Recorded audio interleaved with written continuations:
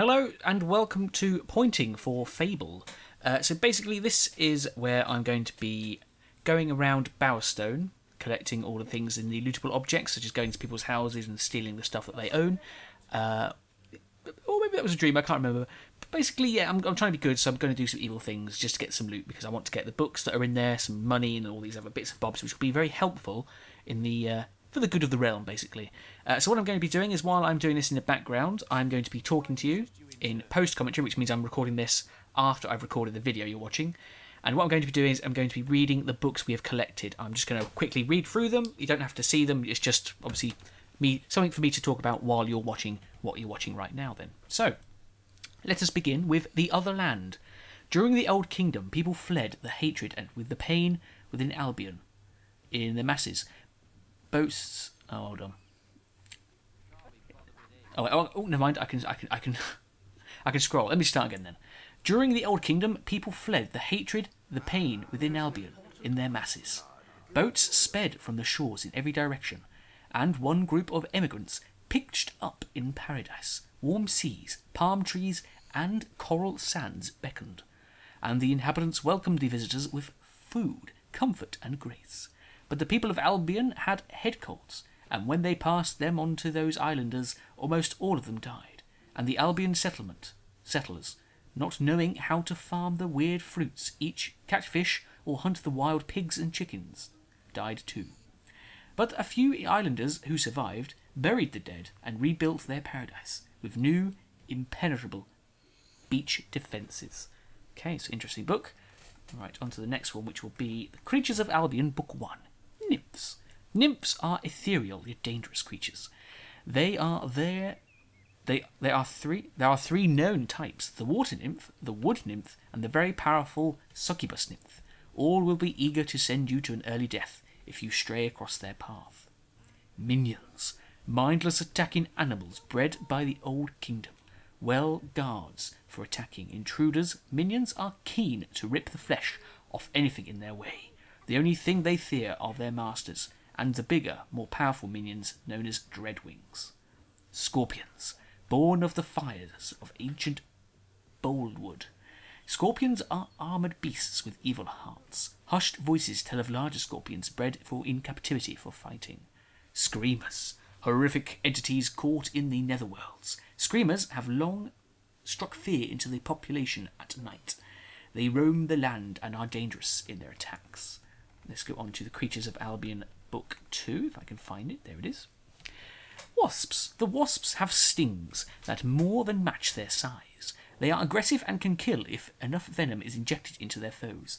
Their aerial attacks make them tough to hit. The wary travellers should especially fear the Wasp Queen, leader of the hive. Beetles. The beetles of Albion woods are tough, dangerous foes when they attack en masse. Those skilled at weaponry are required to defeat them. Villagers, even armed, strong ones, risk great harm if they take on a nest of beetles. Trolls. Born from beneath the ground of Albion, trolls are ancient, powerful beings. The earth trolls are single-minded and extremely dangerous, but the mighty rock trolls inspire awe and fear in all those who behold them. Lumbering hulks they may be, but they make mighty foes and demand respect from even the most powerful heroes. Undead. The undead are unthinking and impervious to what mortals consider pain. Wave upon wave will keep advancing until they overpower their victims, so the only way to stop them is with extreme force. Let's go on to The Creatures of Albion, Book 3. Balverines. The wolf people of the forests. Balverines are strong, cunning, and fast. They are evil through and through, but especially so are the stronger, more cunning white Balverines, born of a full moon. These are said to be the result of those bitten who resisted the poison, and instead of dying, became one with the clan. The Old Kingdom tells of silver weapons built especially to kill those white Balverines. Hobbs. The underrace of the dells and hollows. The Hobbs are short and squat half-people, whose genetics are intertwined with the mud and slime of the deep country. Often dim, but always aggressive, Hobbs are led by tougher leaders. The brainiest can even learn to use spells, some say. Kraken. Albion is surrounded by 9 seas, and the Krakens rule them all. These aquatic creatures are here long before the kingdoms of old, yet few have ever seen one, and none, even the most boastful heroes, claim to have defeated a kraken in combat. Dragon. What more can be said about these fiery creatures who own the mountains? A race in decline. They were once revered, but now they are just an ancient, albeit powerful and dangerous relic of the old kingdoms. Okay, let's go on to the next book, which is going to be The Old Kingdom. Long ago, the kingdom of Archon ruled every corner of Albion. The world was peaceful and in perfect order, though many wondered if the force that held it all together was not corrupt, for Archon had in his possession a sword of vast and mysterious power, and Albion's elders wrote of gradual changes overcoming their leader. These changes spread to the kingdom itself. Strange structures were erected round the world, and huge armoured figures were seen guarding the hubs of energy and Archon's castle itself. Every living thing was touched by the sword's influence, and soon foul creatures the world had never seen before darkened the people's lives. And yet no record exists of what caused the fall of the kingdom. So suddenly, so irrevocably, Archon and the sword disappeared, but the darkness remained. The northern wastes. The 9 seas surround Albion, but to the north is the wasteland. Some say there's nothing, and others that it is Jack of Blades' true home. The old scribes say that it was once a mighty empire before the glaciers came. Libraries of arcane knowledge still exist beneath the ice, and those who once lived there sleep steeply beneath the cold blanket, ready to reawaken when the time comes and Albion is ruled again by one man. The Tale of Twinblade. Heroes, good or evil, need self-discipline, and Twinblade, a young powerful swordsman, was no different. After graduation, he stopped taking quests from the guild when he realised he could take what he wanted from anyone. His love of gold and growing resentment of other heroes drove him to live in the woods as a thief. His strength and ruthlessness led him to face and kill other bandit clan leaders, and he united the forest clans and became king of the bandits. But deep inside him, Twinblade never lost the code of honour and respect the guild had instilled in him. The dragons. Many dragons lived in Albion, but the old kingdom huntsmen killed them for sport. The survivors fled to the mountains of the northern wastes, and over time they grew less powerful, and their fiery breath less dangerous.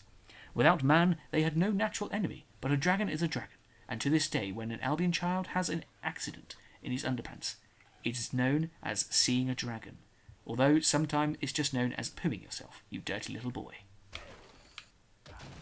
The arena. Heroes left the guild and made their choices, good or evil, in Albion. But the freedom to do as they chose, they often clashed. Sometimes they fought to the death. These bouts were often arranged in advance, and people travelled from miles around to see them. Eventually the arena was built, and the bouts became bigger and more spectacular. Creatures from across Albion were captured and brought there for heroes to kill. One rule remained from the olden days, though. Should either combatant so choose, the battles could be to the death.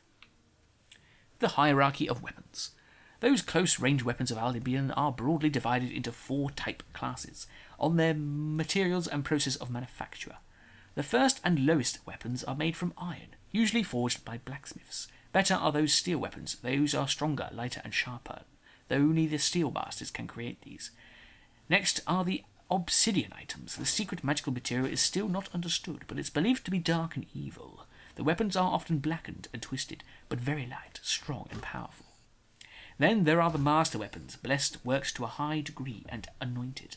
Those are the best a combatant can get. Apart from those legendary weapons, those have names and are unique. Very few have seen them, and fewer still have ever wielded one. The Pale Balverine. There was an archer who believed he was the best in the land. He was also a lord, but had fallen out of favour with his people, and had been imprisoned for lying. Determined to prove himself on his release, he set off to battle fearsome Balverines. He was bitten, but did not die. Instead, he changed, and over time he became a powerful, evil Balverine. Normal weapons hardly hurt him. So thick was his skin, but he hadn't counted on a red-robed woman's solid silver arrow of truth, which pierced him and killed him. The Tale of Maxley. As everybody knows, hobs are stupid creatures, but every so often a clever one comes along. Maxley was one such hob. He tired of eating raw flesh and sleeping in streams. he felt left to seek his fortune in the world of humans. He murdered a nobleman and stole his clothes, dressed up and walked tall on the roads of Bowerstone. When he arrived, people complimented him on his appearance. When he answered, his hob grunting gave him away. The guards killed Maxley and put his head on a spike. It is better to keep quiet, and he thought an idiot than to open his one mouth and prove it. 3 haikus by Miko the Bard. Terrible beauty, buildings scream, in agony. Oakvale is burning. Warrior or mage, choose evil or choose goodness. A beard or moustache, sword of Albion, sleeping until the true blood, red flows red on its blade. A love story. Rolf was a hero who fought bravely and well, but his face showed the scars of battle, and frankly, no woman would look at him. In his despair, he robbed the ancient trader barons of Greatwood and brought a house and a pile of presents to give out. A woman fell at his feet, and eventually he chose a gorgeous one to marry.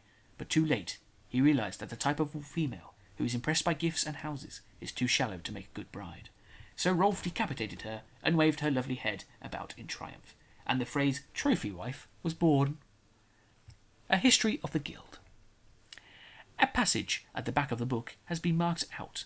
The tale of Avo's Tear, the mythical sword that would one day strike down and all evil, emerged after the death of Solus, the most powerful mage ever to train in the guild.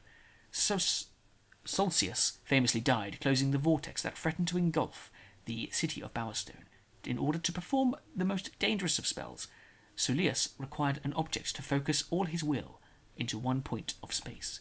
He took the sword of a fallen guard and imbued it with all his powers before casting it into the mystical void. The explosion killed Solus, and then around him, and the sword disappeared along with the vortex. A legend soon began to spread that the sword still existed in this world, hidden somewhere deep in the guild, and awaiting a hero worthy of wielding this formidable might of its blade. Jack of Blades. He is known by no one, and he is known by all. He is said to be as ancient as the Old Kingdom, and yet he has the strength of 10 heroes. Some say he is not of this world, and has come to us only for the pleasure of death and destruction. Some say he is but a legend, and a mask he's covered his faces of dozens of other centuries, all claiming to have seen some of Jack of Blades. Whatever he is, he prevails in stories and in nightmares, and he is feared even by the guild. Okay, well that's all the books I'm going to read today then, because we're coming close to an end of this episode, but there's actually a point in this game where I think they read books, but I'm not sure if they read them properly, so I'm still going to read them, and phew, all I can say is, oh, that was a lot of reading. Well, I'll see you next time for a proper adventure, and yeah, click on the next episode to turn the page of this adventure. Hey!